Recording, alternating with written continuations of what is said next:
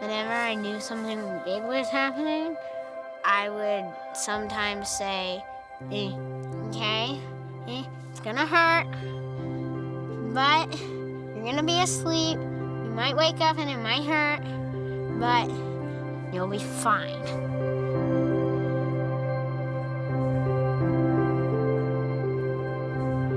I was in the hospital with Rocket. It was supposed to be an outpatient procedure, and they kept us much longer. They wouldn't let us go home, and at which point I knew something wasn't quite right. And the infectious disease specialist who was following him came out and basically just said, he's like, well, he has Non-Hodgkin's lymphoma.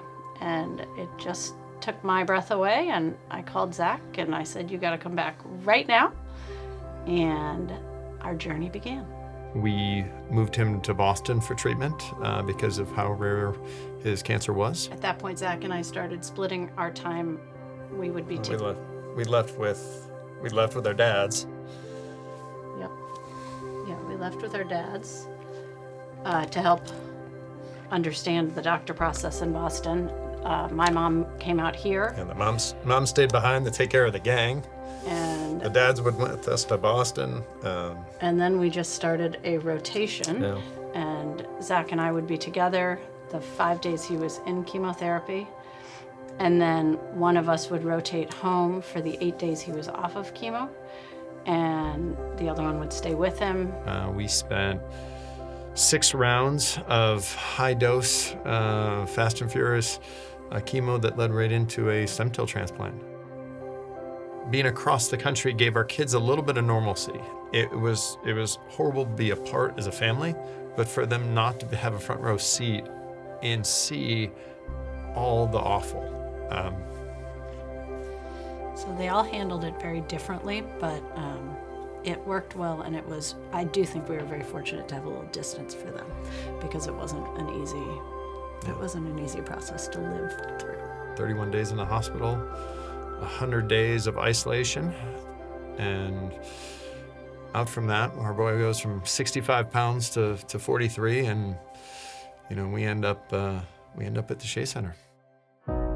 When I first met Rocket, he was about a month out of the hospital, and he was about 30 pounds underweight for his age. He had a line in him for his medication still, and he was very weak. So one of the things I talked to the family about was, what are some of the goals that you're working on? And Rocket came from a family that rode horses, and that was kind of part of their culture. So I knew that would be something that we could connect with. We started doing simple things like what we call developmental vaulting. So we started playing games on the horse and started working on his strength. And within probably, I would say, 2 months, I started seeing really strong improvements with his strength, his ability to sit up, and he just started looking healthier.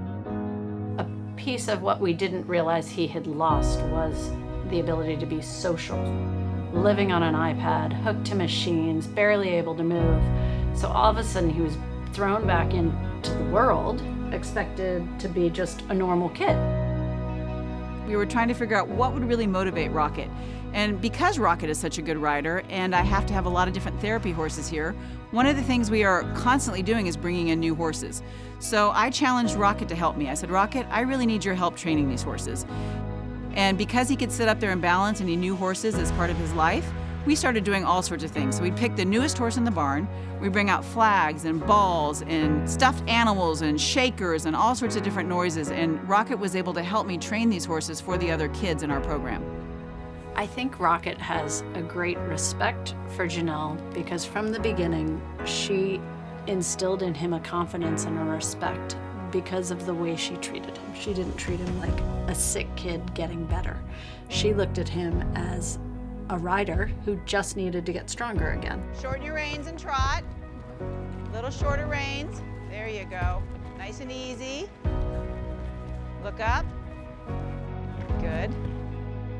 Every small step is an accomplishment, and the most recent have been around school, where he's really made meaningful improvements. He's heading into 5th grade, and I absolutely see him continuing his involvement at the Shea Center, riding, as well as he gets older, helping other children.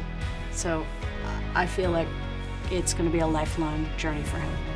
I got through.